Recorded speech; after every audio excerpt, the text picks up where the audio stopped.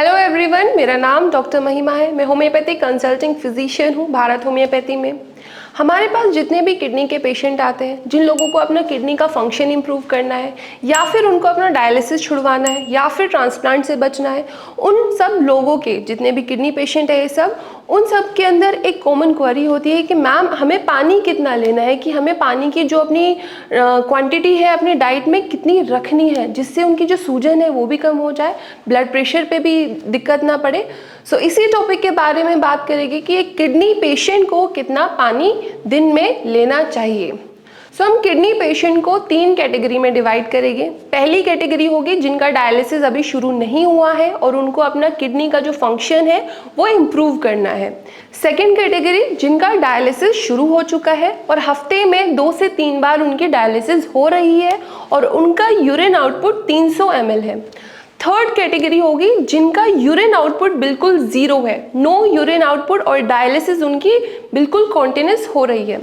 तो बात करते हैं पहली कैटेगरी के बारे में कि जिनका जो डायलिसिस शुरू नहीं हुई है, तो उन पेशेंट्स को मैं एडवाइस करूंगी कि आप अपने 24 आवर्स का यूरिन आउटपुट मेजर कीजिए।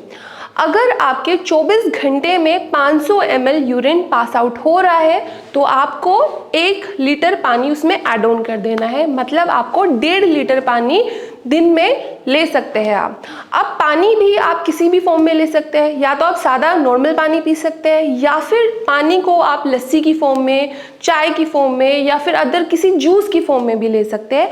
ऐसा कोई ज़रूरी नहीं है कि सिर्फ आपको नॉर्मल पानी ही पीना है। सो ये हुई कैटेगरी फर्स्ट की बात। अब अगर हम सेकंड कैटेगरी की बात करें, अब जिन लोगों की डायलिसिस शुरू हो रखी है उन लोगों में देखा जाता है कि उनके पैरों में, हाथों में सूजन आ जाती है। सूजन के साथ साथ उनका जो बॉडी वेट है वो भी काफ़ी फ्लक्चुएट करता है, क्योंकि बॉडी वेट इसलिए फ्लक्चुएट करता है कि सूजन, जो पानी उनके शरीर में जम रहा है उसका जो वेट है अचानक से बढ़ने लगता है।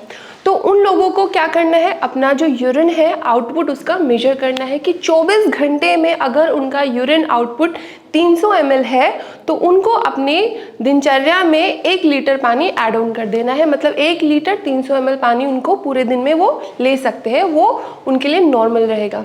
अब थर्ड कैटेगरी की बात करते हैं, जिन लोगों को बिल्कुल भी यूरिन आउटपुट नहीं है और डायलिसिस उनकी कॉन्टिन्यूस है, उन लोगों को मैं एडवाइस करूंगी कि आप 1 लीटर ही पानी लीजिए। 1 लीटर पानी भी, अब पेशेंट्स के मन में क्वेश्चन आता है हमारा यूरिन तो नहीं पास आउट हो रहा है तो पानी की क्या आवश्यकता है।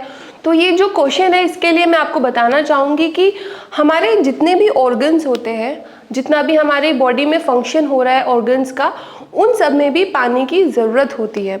जब आप बोल रहे हैं या फिर आपकी स्वेट के थ्रू, पर्स्पिरेशन के थ्रू आपका पानी बाहर निकल रहा है, तो 1 लीटर पानी आपकी बॉडी के लिए आवश्यकता है, आपकी बॉडी को।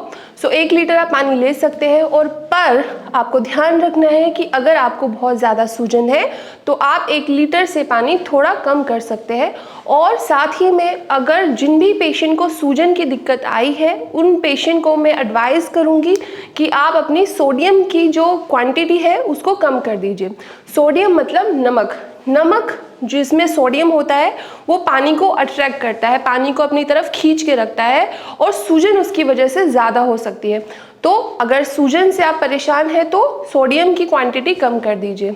तो ये बात हुई कि आप कितना पानी पी सकते हैं कि अगर आप किडनी पेशेंट हैं। और ये जो 3 कैटेगरी मैंने आपको बताई है, अपने यूरिन आउटपुट को पहचानिए और उसी के अकॉर्डिंग आप अपने दिन में उतने ही लीटर पानी का इंटेक कीजिए। आई होप इस वीडियो से आपको क्लियर हो गया होगा कि आपको पूरे दिन में कितना पानी पीना है, क्योंकि कन्फ्यूजन बहुत परेशान करता है कि अगर हमने ज़्यादा पानी पी लिया तो कहीं हमारे शरीर को कुछ नुकसान ना हो जाए, या फिर अगर हम डायलिसिस पर है तो हमारे शरीर में ज़्यादा सूजन ना आ जाए।